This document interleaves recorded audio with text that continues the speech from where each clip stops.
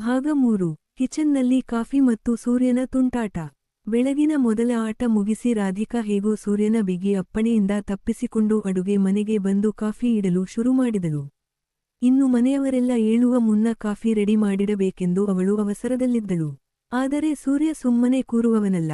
ರಾಧಿಕಾ ಹಾಲಿನ ಪಾತ್ರೆಯನ್ನು ಒಲೆಯ ಮೇಲೆ ಇಡುತ್ತಿರುವಾಗಲೇ ಸೂರ್ಯ ಬೆಕ್ಕಿನಂತೆ ಸದ್ದಿಲ್ಲದೆ ಬಂದು ಅವಳ ಸೊಂಟಕ್ಕೆ ಕೈ ಹಾಕಿ ತನ್ನತ್ತ ಬಿಗಿಯಾಗಿ ಎಳೆದುಕೊಂಡನು.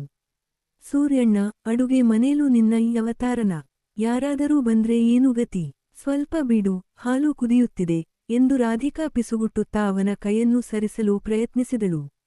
ಸೂರ್ಯ ಅವಳ ಕುತ್ತಿಗೆಯ ಹತ್ತಿರ ತನ್ನ ಮುಖವನ್ನೊತ್ತಿ, ಹಾಲು ಕುದಿಯಲಿ ಬಿಡು ರಾಧಿಕಾ, ಆದ್ರೆ ಇಲ್ಲಿ ನನ್ನ ಮನಸ್ಸಿನ ಒಲೆ ಮೇಲೆ ಪ್ರೇಮದ ಹಾಲು ಅದಕ್ಕಿಂತ ಮುಂಚೆ ಕುದಿಯುತ್ತಿದೆ.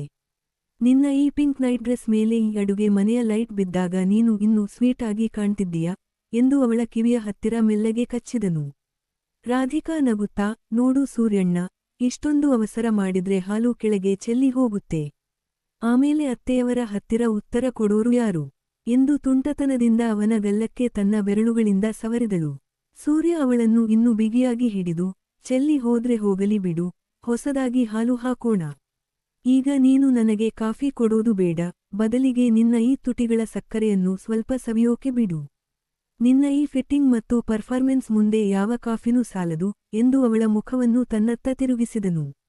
ರಾಧಿಕಾ ಸೂರ್ಯನ ಆ ಪ್ರೇಮದ ಅಲೆಗೆ ಮರುಳಾಗಿ ಹಾಲು ಕುದಿಯುತ್ತಿರುವುದನ್ನು ಮರೆತು ಅವನ ತೋಳಿನಲ್ಲಿ ಒಂದಾದಳು.